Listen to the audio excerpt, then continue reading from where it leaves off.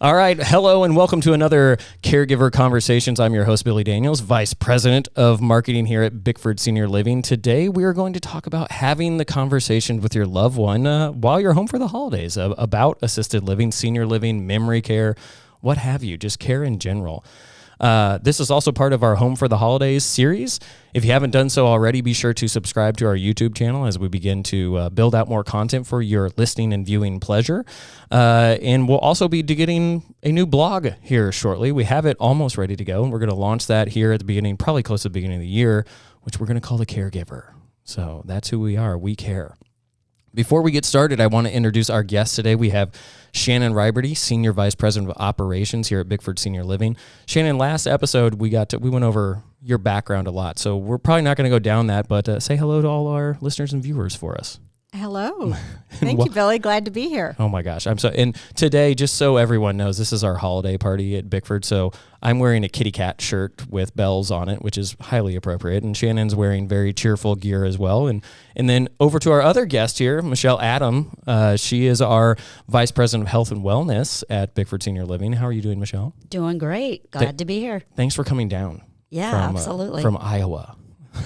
Did you come down from Iowa this morning? I came late last evening. I was wondering when we were talking. So okay, I'm glad that you came down. In late last night. Yep. Well, good. Before we get started, I wanted to ask you each somewhat of a personal question here. And if you could have lunch with any senior, who would it be and why? I can go first. Okay. Mine is an easy answer there. Of course, mine would be my dad. Mm-hmm. Lost him, it's probably been about 3 months ago. And I think the reason I would choose him is quite obvious. However, you never think that your parents are going to pass. Yeah. And so, it would be great to have lunch with him just to ask him things that I never had a chance to ask because I thought I had time. So, what was his successes in life? Things from when he grew up, mm-hmm. Just questions like that you always think you have time and then it's too late. Yeah. So that would be who I would love to have a lunch date with. Thank you so much for sharing that. I know that has been such a hard thing for you, but I feel like you talked a lot about how Bickford has been there for you in this moment, and that it's something that has drawn me even closer to being at Bickford because of the way that you shared that and the way that Bickford responded to it. I know that you talk about not knowing, or you think that your parents aren't going to pass and stuff like that. Hopefully we don't release this before Christmas, or if we do, Mom, please, I'm sorry, I'm going to spoil your Christmas gift, but we're giving her a book to where she can write about where she came from, who she is, what she did, and I'm very excited because there are things that you take for granted that you think you do know about your parents, and you don't. So I'm very excited for her to fill that out. And so nice. I'm going to go over to Shannon. Shannon, if you could have lunch with any senior, who would it be and why? Yeah, I love this question. So I got excited when I first read this, and the first thing that came to my mind was when I was a director in one of our branches, there was a resident, his name was Jack Walters, and I used to have lunch with Jack frequently. He was a retired high school teacher, coincidentally at the high school that my boys were enrolled in at the time. And he just was so infatuated with their journey in high school and wanted to know all about them, and gave me a lot of advice. And I just enjoyed those memories with him. And I wish that I could have lunch with Jack again because he would want to know all about how are my boys doing and would want to be excited about their journey. It's fun when you meet people that you feel like you get this feeling of they genuinely care. And I feel like that's what I'm hearing from you is like, it's that moment in time where it's like, gosh, you're asking such riveting questions about me. And most people love to talk about themselves, but a lot of people don't listen very well. So that sounds like what you're saying. And so that's interesting. In regards to what we're talking about today is that, how to have this and start this conversation about potentially understanding where your loved ones, your parents are with making potentially the move to assisted living, memory care, senior living, any one of those care levels. And in our previous episode, or what we talked about on the previous one, is recognizing the signs. So now we're trying to really move into like, maybe you have seen the signs or maybe you haven't seen the signs, and how can we get into having that conversation? And it really goes without saying, but I am going to say it. This probably is the hardest conversation that you might have with your parents or in your whole life, of just understanding that you kind of have to step up and be almost the parent to your parent a little bit. And so, Michelle, I'll pause for a second. Just curious, what are your thoughts in general about, I mean, it is a hard conversation, but why do you feel it's such a hard conversation for everyone, honestly? Yeah, Billy, I would agree with you on that this is probably one of the most challenging conversations to have in, as you think of your life. And so, going back to my father, most people think of their parents as their role models. Yeah. They are the ones that taught us everything we know, how to ride a bike, how to navigate and be successful in life. And I think, since we see them as our heroes, it's very difficult for us to transition into the caregiver type of role. They've always taken care of us. And so with that, that's, I think, what prompts the challenge of having these conversations is that you're switching those roles. And, your parents, from their perspective, they've been used to taking care of us, right, and guiding us through life. And so, to ask them these questions and to investigate and look at it from a caregiver perspective, the parents don't want to put a burden on their children. Right. They don't want to be a burden. And so it's just a really challenging conversation to navigate. Yeah. What kind of hit me as you were talking about that is, all through your life as a child, you can turn to your parents. You can turn to your parents about like, oh, what do I do here, Mom? Should I go to college? Or should I go to college? And I get this advice. Who are they turning to be like, okay, I'm seeing something with my parents that I've never seen? You can't go ask the person that you're seeing the concerns with. I mean, you can have a conversation with them, but they're probably not going to be able to give you much advice about that. And so it's really a dynamic point in your life. So, I don't, same thing to you of why do you feel this is such a hard conversation for people to have? I think it's a hard conversation to have because a lot of the things that Michelle mentioned, and I think there's a lot of guilt associated at times as well. Particularly, generations before us, it was customary that, you brought your parents into your home with you. And sometimes that's not realistic due to, careers or distance between families. And I think particularly too, there have been some stigma associated with that. But I think the thing that's really important to know, and something that I've shared personally with my mom, is it's not just about recognizing signs and things that they need help with, but there are actually, surprisingly, a great number of people that are looking forward to moving into assisted living, particularly around the holidays. One of the things that's most prevalent in the elderly is loneliness at the holidays, because they're so used to, children around, family, friends, outings, activities. And what I see when I walk into assisted living, particularly, this last month, is so much activity and hustle and bustle, and the choirs that are coming in to sing, and the visitors that are coming, the tree decorating, the holiday parties. And so, actually many potential residents are looking forward to having that kind of activity and support and friends and things around them again. And so that's one thing that I really think is important to talk about, is the loneliness and what that can potentially look like in terms of having those people surrounding you again when you as a daughter or as a son aren't able to be there. Yeah, and I think it's more realistic and more relevant to a lot of people now because of COVID.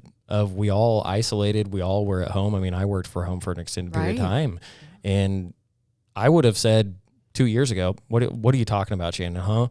Now I'm like, okay, wow, I struggled through that, and it took my wife telling me, it's like something's changing with you. Like you're different than you were. And it really was the socialization, and I was isolating too much and not engaging with people. And so it's a very good point of bringing that up. And so that leads us into where we're going is we have, you both, Michelle and Shannon, have gotten together, and we have some tips of, not necessarily what to look for, but how to start that conversation, or knowing why it's important to start that conversation. So I know you've prepared some talking points for us today, and I would love, Michelle, I'm going to toss over to you first of like, what's your first tip and advice for people, and help us understand why?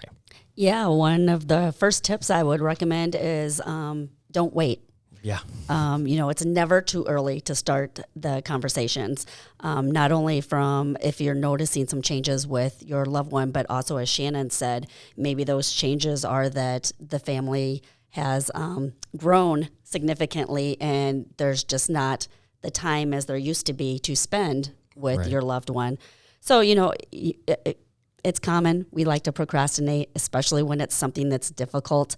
So what I would recommend is don't wait. Don't procrastinate. Talk to your loved ones about senior living. What does it look like for them? Where do they want to go if they have to go somewhere? What are their expectations? And you really want to focus on the positives, and that way it allows them to provide input while they can into what what senior living looks like for them. Yeah. If you're looking at socialization is very important, then, you want to look at senior living that has great activity programs. Maybe that's not important to your loved one and there's something different. So you really need to start the conversation. And I would say slow and steady. You can start the conversation very slow. You don't need to have, the full conversation and solidify a place of move-in. Right. In one conversation, you really should it should be broken down into many conversations, because you just aren't sure typically how your parents will react or your loved ones will react. Yeah, so they have to digest. Yeah, this. they have to digest. So what I hear you saying is don't slide the brochure across the table to them and be like, I found a place. Exactly, yeah. Exactly. And they may not know. They maybe haven't even thought about it. Right. If you approach them, they maybe haven't even thought about it. So they might need time to digest what their future looks like and what really do they want for the remaining years of their life. Yeah, and I think you bring up a good point, because, these are all great points, but this is, again, what's hitting me and what I'm thinking through is we go through life planning. And as I came to senior living and working in this industry, I was kind of awestruck by the fact that it doesn't feel like anyone's really planning for this. It's always like oh gosh, wait, oh no, we got to move mom, which I know inevitably it's something has happened, which is making this move happen or something like that. But it does always feel like it's very reactionary. And so I guess that's probably part of some of the risk of waiting to have the conversation. And so that's probably one. But Shannon, are there any additional risk of not having the conversation or waiting to have the conversation too long? Sure. Well, there are so many different options available. And many communities have different atmospheres. They have different things that they focus on. And so I think when you have those conversations, finding out what is important to your loved one, so that way you can be proactive and select a community ahead of time that meets that criteria, that's going to feel like home. Yeah. Because that's the important piece that I think people need to know, that a senior shouldn't have to change who they are just because they change where they live. And so finding out what is important, what are those things that would make it feel like home to them, so that way if you're not feeling pressured and having to make a split-second decision, you can do your due diligence and find that place when you have the time to take that feels like home. Wow.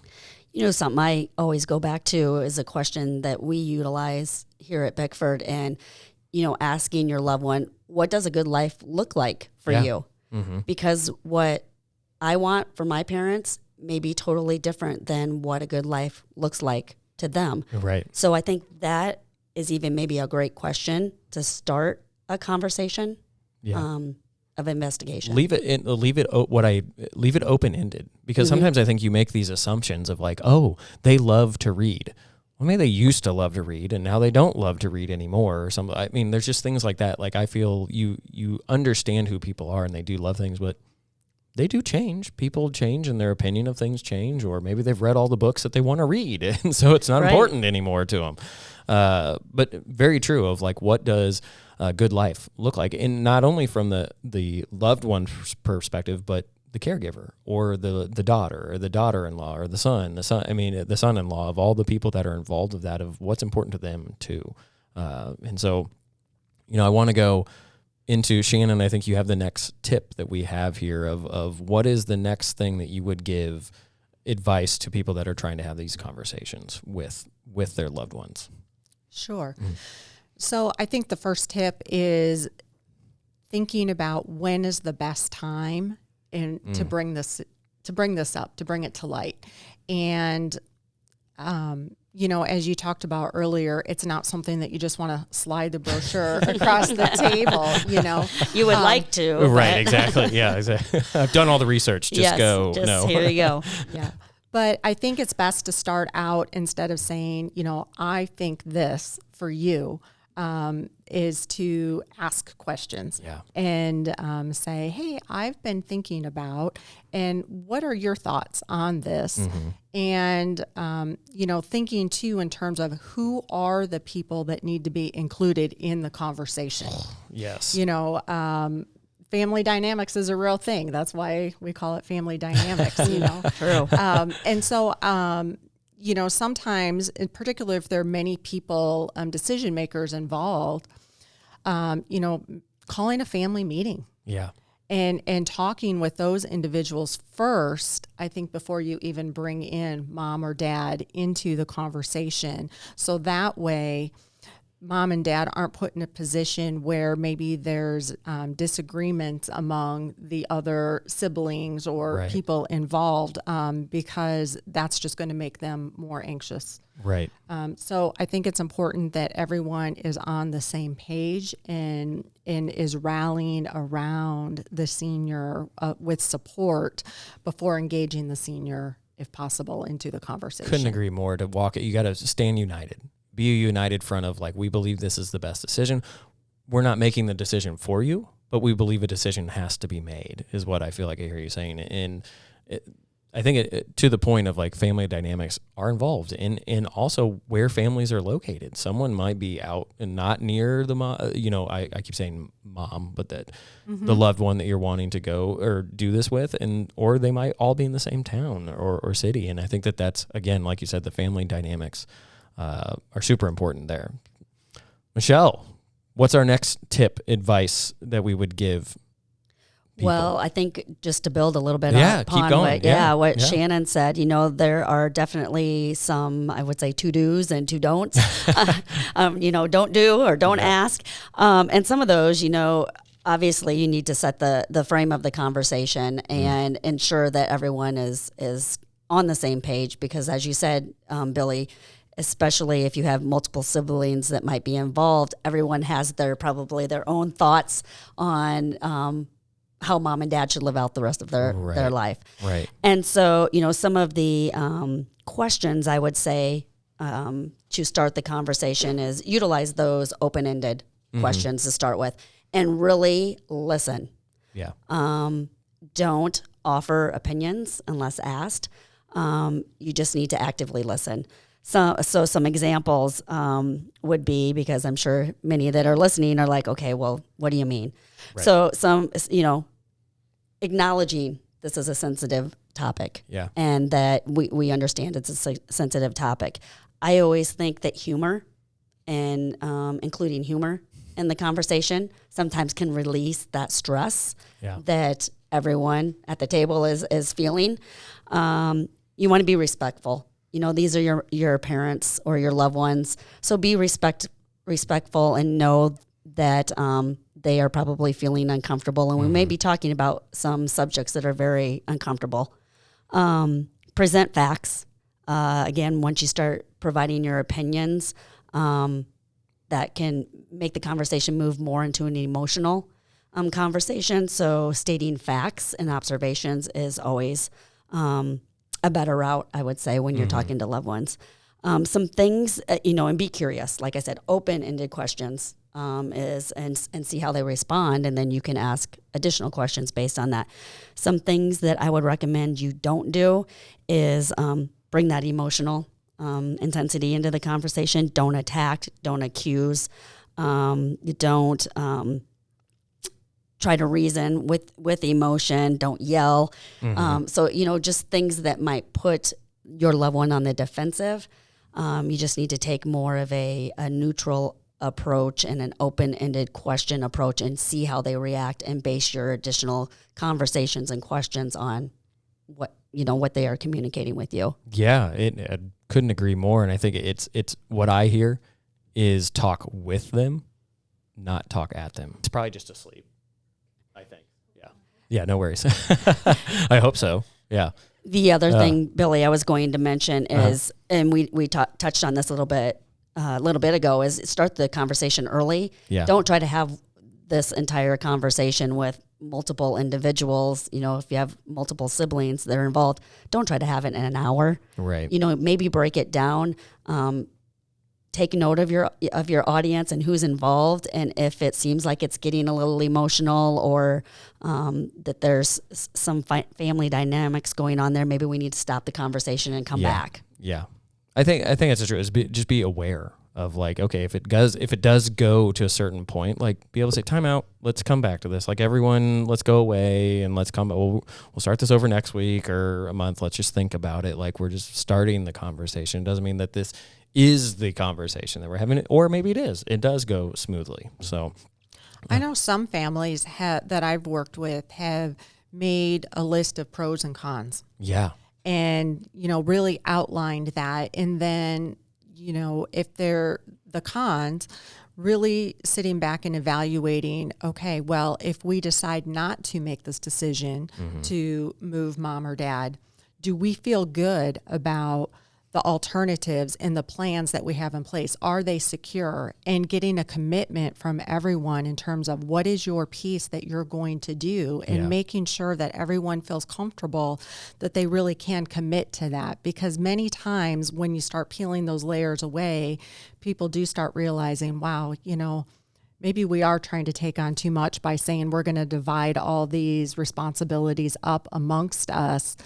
And maybe in the end, the best scenario is to make a move to assisted living that takes that off of us in terms of those constraints, and we can just focus on being together as a family and being there more as, the son or the daughter, because maybe that alternative plan really wasn't as solid as we initially thought it was. If it's that's validating what Michelle said about state the facts, and again, and facts should be do we feel good about this? Yes or no. And if you're wish-washy, then it's probably no. You probably should be okay, let's get to a plan that is solid. So. Right. I think your idea is great, Shannon, regarding the pros and cons, writing it down and actually looking and having that visual. Right. What are the pros? What are the cons? And I think that's a great idea. And going through it, don't just think okay, I'm going to go home and write down the pros or cons. It's I don't want to say it's like a presentation in a boardroom or whatnot, but it's get everyone on board of, vote. Do you feel good about this? Is our plan okay? Yes, it is. Okay. Yes. No. Okay. Why no? Why are you feeling no? Don't feel bad. I want to have this answered. If everyone's not aligned, I'm going back to our EOS conversations of we all can't walk out of the room and be able to state what we're going to go do. We're not aligned. And so that vision has to be correct of where we believe this is going. But that's with everybody, that's with the loved one involved in that. I think it's going back to the point of making sure that they feel like they're part of that conversation. Whenever the conversation, I'm thinking in my head of gosh, start it early. Start it. Maybe there's not an age. There's just hey, mom, dad, what are you thinking about when you get to the point where you might need a little assistance? What are your thoughts? And just engaging in that over time. So just interesting. What other tips do the two experts here have for our listeners / viewers? I think one of the best tips is just to know to trust your gut. It tells us so much.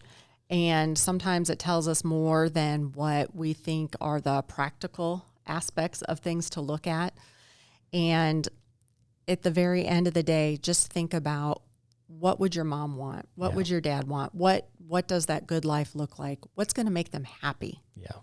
And when I think about the loneliness factor that I mentioned earlier, that's what I think about. Because when I think of the days that before my grandma moved into an assisted living, she just lived for that one time a week that I would come and visit her. And the rest of the week, she just sat in her, she just sat at home alone because she wasn't able to get out anymore. Her vision was impaired. And when I think about when she actually made that move to assisted living, she flourished. You know, she was enjoying sitting at the meal table, having people to talk to. And she just enjoyed all the entertainers that came in, just knowing that someone was there. And it was like a light was turned back on again for her. Yeah. Well, she was living life. Right. You know, she was enjoying life. And instead of, I mean, I hate to put it this way, but just waiting for the whatever is going to come. And that's just, don't be sitting there, go live. And I think that that's the frame of some of this is like, there is joy of moving to this, and find that joy, find the light, be positive about it. We all age, and that's just part of it. And it's inevitable that we're going to have to, everyone doesn't move into an assisted living or memory care facility, but you will need assistance at some point. And so embrace it. Right. So it's very interesting. Any additional thoughts there, Michelle, or? No, I would just say to build on that a little bit, you know, I think a lot of our conversation has geared towards, we're seeing something changes negatively with our parents, our loved ones. And as Shannon has pointed out on multiple occasions, you know, moving to a higher level of care, whether it be assisted living, a nursing home, doesn't have to be a negative experience. No. Right. And so, you know, I think sharing some of those positives that Shannon shared with your loved one on, you know, how it can really positively impact their life is a good talking point with everyone in the room as well. Yeah. State the facts is what you're saying. I mean, it's like, this can be a positive thing that people enjoy, and getting them to embrace it is going to be such a pivotal point in this conversation. Yeah. So. And I guess the last thing I kind of think about is, you know, we all live for purpose, and, you know, our purpose typically changes throughout our lifetime. And, you know, as Shannon was talking about her grandmother, you know, my thought was she needed to find a purpose. And her purpose, once she got to the assisted living, you know, was maybe to invite her friend to come with her to these activities. Right. You know, so I think you really have to focus on finding potentially a new purpose in life, because we all want to feel needed. We all want to feel wanted. Yeah, totally agree. Shannon, any final thoughts as we wrap up here? No, my final thoughts are go and visit. See for yourself. Yeah. You know, it's great to talk about it. That's the first step. But just go and don't visit just one place. Visit multiple places. And like I said, go with what feels right to you. You'll know once you walk in. Trust your gut. Trust your gut. And I mean, it won't take long to figure out where is the place that feels like home. Yeah. And they're not all the same. I think what I feel is like you said, visit multiple, because just because you have one experience at one doesn't mean that they're all like that. So go do your due diligence, get out and see them all, visit them. And I love it. Trust your gut. Right. Believe if it looks good and it feels good in there, it's probably going to be good is what it is. So, well, I want to thank you both for joining us today, and I'm excited for where we continue to go with these conversations. For everyone listening or watching on YouTube or a podcast, be sure to subscribe or like the channel, because we want to keep going with this stuff, and that really